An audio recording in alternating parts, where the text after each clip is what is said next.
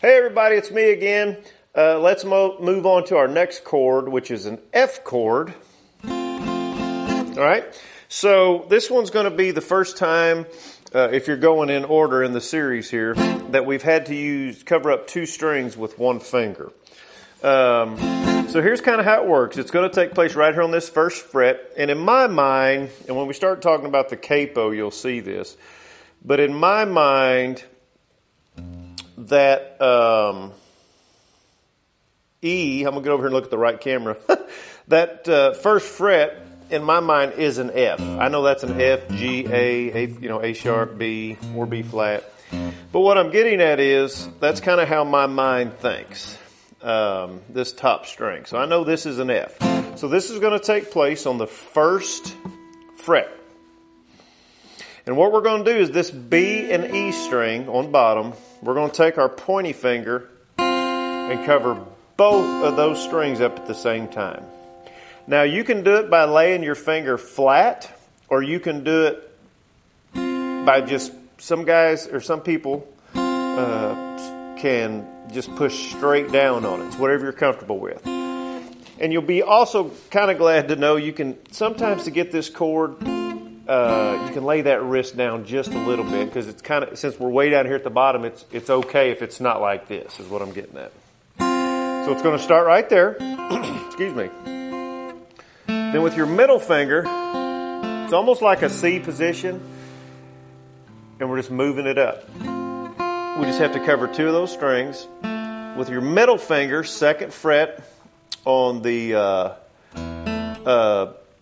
G string, we're going to hit that G string. And then with our ring finger, we're going to hit that F note on top. So there's an F here and an F note there, which is on the D string, third fret. So if you remember that C, all we're doing is moving that C up. And with this finger grabbing two of those strings. Now this is another one of those chords, and I know, I know what you're going through right now. It's still tough for me to make. We're not going to hit this big E on top. Hear that? That's not right. So we're either going to touch it with our hand here, and what we call mute it, to where we get that. Or just make sure your aim's good. We can put that A on the bottom. But for now, because when we learn to start strumming, we're going to rock back and forth with our ring finger from that D down to that note, which is what a bass player, if we were playing like this, it's what the bass player would play. So that's what we're going to do. But just for the chord itself, let's just grab the bottom four strings that we're touching. Okay? So again, guys, first fret, the E and the B string, we're covering up. Middle finger, second fret, G string. Third finger, D string, third fret.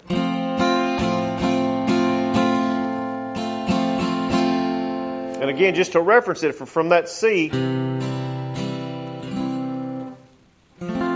it's just right there. Look how I move them hands. Just down the guitar, one, and just make sure that we grab that E on top. Now we'll learn later on, if we don't grab that E, that actually makes something called an F major 7. Hear how pretty that is? But that's not, so you're really learning two chords here. But for an F major, we want to make sure we're covering up, because that's our F.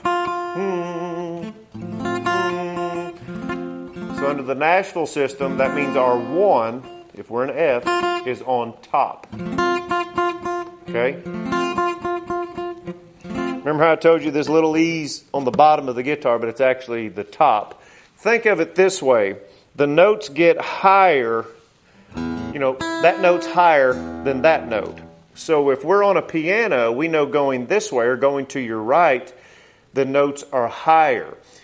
So in other words, if we were making this chord on a piano, that E or that F right there would be played on top, meaning on top, the top note. Or in music, if we were reading music, but we don't want to, it'd be higher because it's a higher note. So it'd be on the top of the staff or on the top of the notes. Okay?